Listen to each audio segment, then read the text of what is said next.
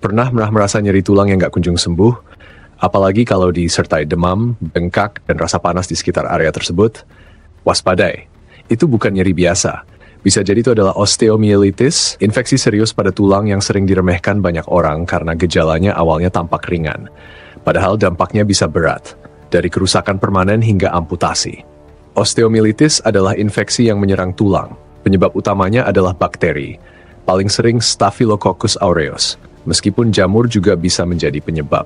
Infeksi bisa masuk ke tulang melalui aliran darah, cedera terbuka, atau pasca operasi ortopedi. Dan begitu bakteri itu sampai ke dalam jaringan tulang, proses peradangan dimulai. Peradangan ini menyebabkan tekanan dalam tulang meningkat, aliran darah terganggu, dan jaringan tulang bisa mulai mati atau rusak permanen. Gejalanya pun tidak selalu langsung terasa hebat. Pada awalnya, seseorang mungkin hanya merasa nyeri ringan di bagian tubuh tertentu, biasanya di lengan, kaki, atau tulang belakang. Tapi seiring waktu, gejala bisa memburuk. Demam tinggi, rasa lelah ekstrem, bengkak, kemerahan, hingga keluarnya nanah dari luka terbuka. Bahkan dalam beberapa kasus, bagian tubuh yang terinfeksi menjadi tidak bisa digerakkan. Siapa saja yang berisiko terkena osteomyelitis? Cukup banyak. Anak-anak bisa terkena di tulang panjang seperti paha atau lengan. Orang dewasa, terutama yang memiliki penyakit kronis seperti diabetes, penyakit ginjal, atau gangguan sistem imun juga sangat rentan.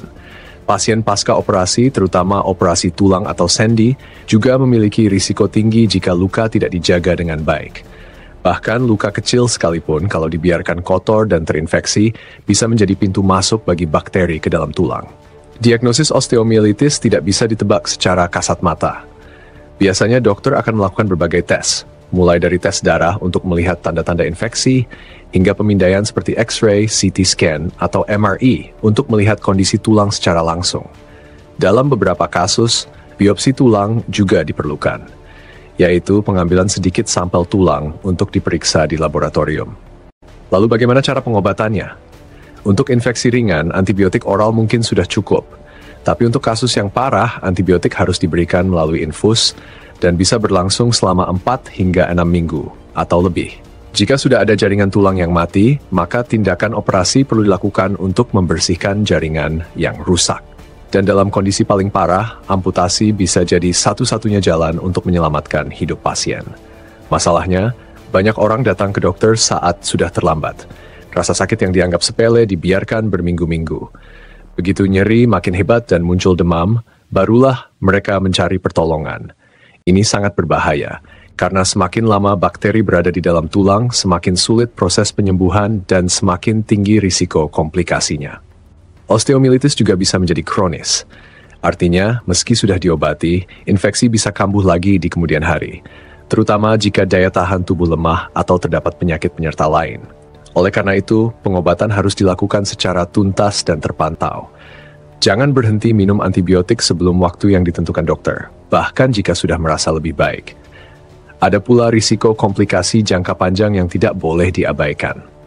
Selain amputasi, osteomyelitis bisa menyebabkan pertumbuhan tulang yang terganggu pada anak-anak, cacat bentuk tulang, hingga infeksi menyebar ke aliran darah yang bisa memicu kondisi sepsis yang mengancam jiwa.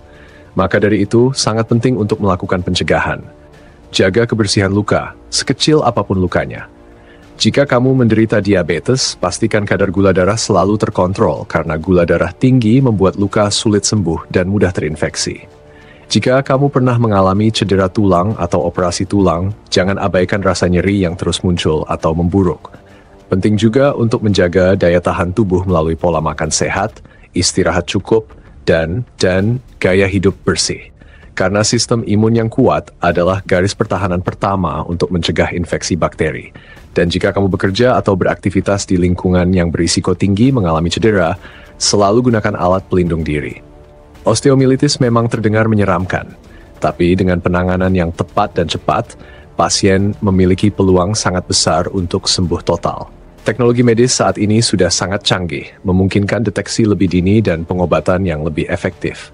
Yang dibutuhkan hanyalah kesadaran untuk tidak meremehkan gejala yang tampak ringan sekalipun.